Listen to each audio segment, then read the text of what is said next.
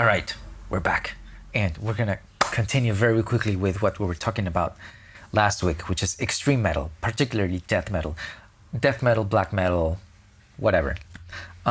So yeah, I listened to that a lot during this high school period. But then eventually I stopped listening to it and I went back to more, if you want to call it mainstream metal or prog. I really liked prog and hard rock and even other genres, which we will talk about later because there's something that happened. Another one of these huge rock milestones.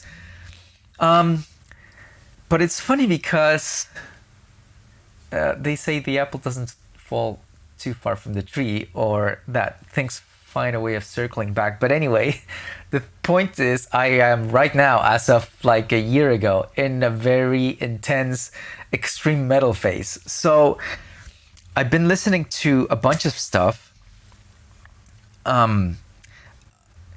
It's funny because probably 10 years ago, I kind of stopped listening to metal because I didn't find anything exciting happening. It was just like, whatever. It's kind of like the same. More like 15 years ago. I was like, But since I started to get back into it, and it's probably been 3 years since then, man, the scene is so revived and exciting right now. I can't believe it. It's like there's so much awesome stuff, like great bands. Every week I discover a new crazy and amazing band. And I've been following YouTube channels where people talk about records and new bands showing up. And there's one channel I follow of two guys. I can't remember the name right now, but they do monthly reviews of best metal of this month. And they talk about records and they show you little clips of the bands. And I've just been eating that like steadily because I find amazing bands. Anyway, so I want to share with you some of the bands that I've found in more recent years. They don't have to be necessarily recent bands. Some of them come from like a while ago. But they've recently rekindled the metal flame in me. So I'm going to begin with a band that I love. I love them. Their stuff, I love what they do, is awesome. And I remember the first time I listened to them was way back then, when I was kind of like in this extreme metal phase in my teenage years. I had a record, it was a little bit later than that. But anyway, I had a record which did not survive many moves in life and whatever. But I've started to repurchase their CDs because I heard again from them through a random YouTube video that I watched, and I was like, oh, these guys, oh my God. And the video was so awesome that I had to buy albums again. And I have been absolutely not disappointed. I love what they do, and it's Dimmu Borgir.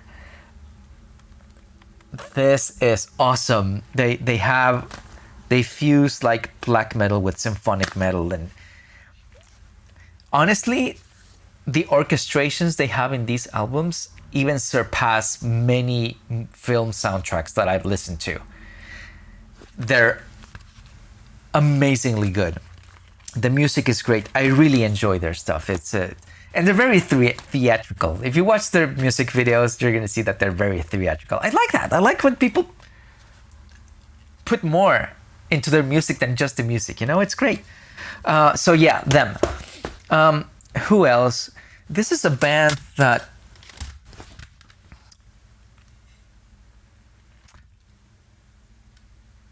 I don't know what to make of them. I've tried listening to some of their songs, and for some reason I can't. But I have one album that has material that I could more or less latch onto. But they're difficult for me. But they have stuff that I like. It's Mastodon. And it's funny because I just saw them live about a couple of weeks ago. And the live show I did get more into. I was like, That's interesting. That's nice. I like that. Yeah. So I might try to listen to some more of their stuff these days. But I wanted to mention them because they're well known in the metal. They're not as extreme as other bands, but I wanted to mention them. They have something. They're special. They even if I have some problems getting into it, they're special. The next band that I'm going to go into, I love them. And it's funny because I saw them in the same show. And it's obviously Gojira. This band, oh my God. They are so incredibly good. Their songs are so amazing. I've been listening to them non-stop for a while. They're so great. I really recommend that if you like metal, you go and listen to them if you haven't. Let's go into more intense stuff. There's another band that I got into, again, through a random music video that I saw on YouTube. Once you see which band that is, you'll know which video I'm talking about. I couldn't believe what I was seeing and hearing in that video. The song is so extremely intense not in a what is this kind of way, but more in like, how is this possible kind of way. Like the song physically challenges what I thought a musician could do. The drummer, the guitar players, the bass. I have no idea how this band can play that song live every time. And I'm obviously talking about Meshuggah. This band is insane. They're amazing. They're amazing, amazing, amazing. I've been enjoying their stuff non-stop.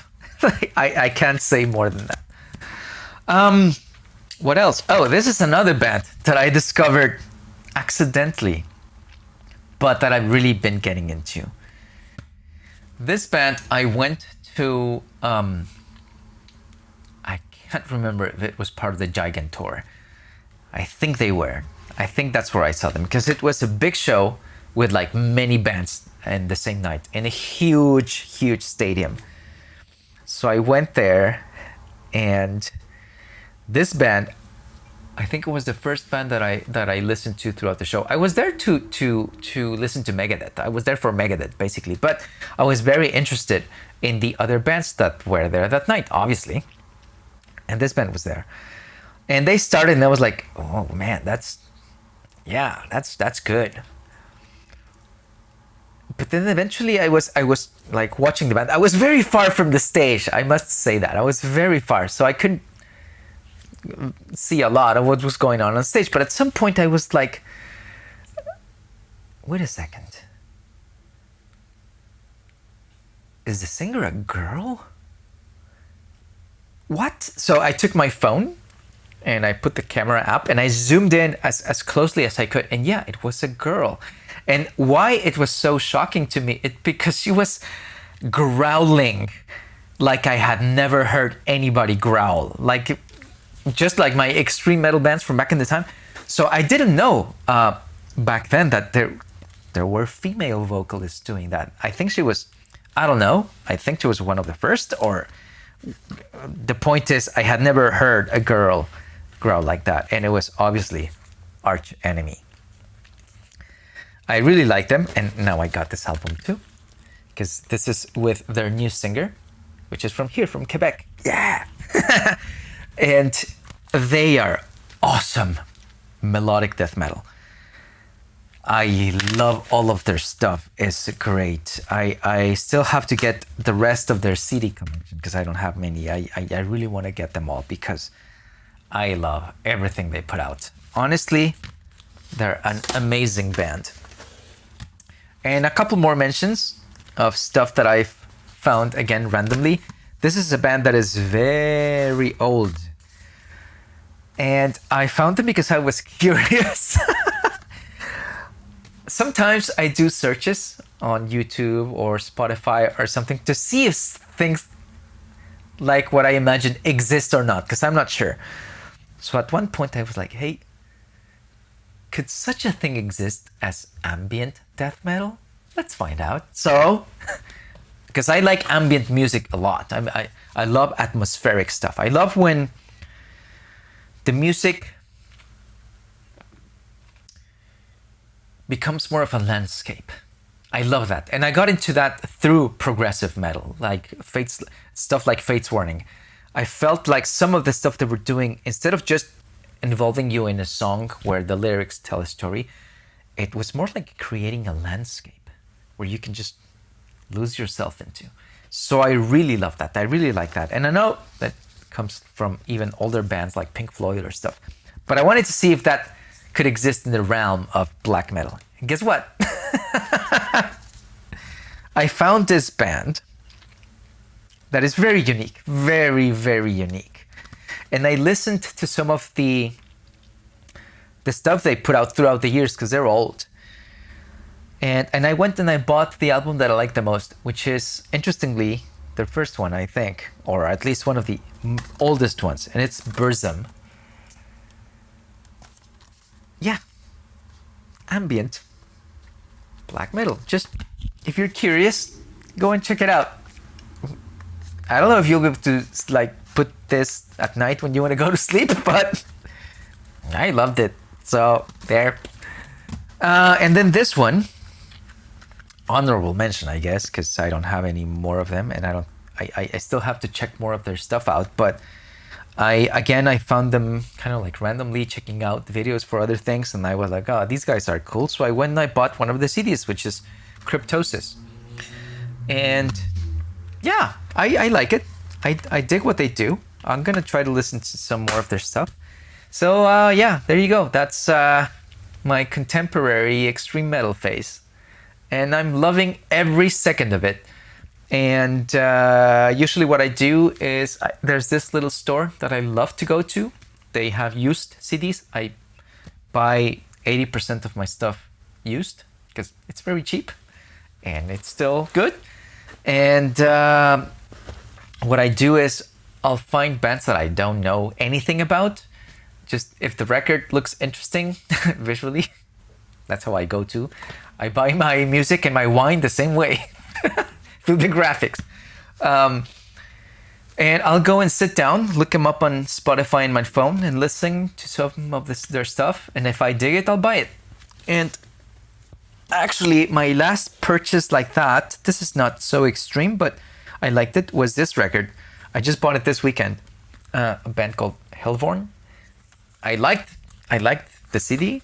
I was like, wow, this is really cool. The packaging, I mean. And I sat down and I listened to them. I was like, yeah, I'll take it. So there. That's how I get my stuff sometimes. Yeah, so I guess this brings an end to my metal section of my path. Obviously, as I said, I'm still listening to it and I love every second of it. Even the really extreme stuff that I'm into these days. Yeah. But next week we're going to start with a completely different section of my musical formation. That was like a hard left for me. I'll tell you how it happened, I'll tell you what it involves, and I'll tell you where it took me. So hang on for next week, and I'll see you there. Bye.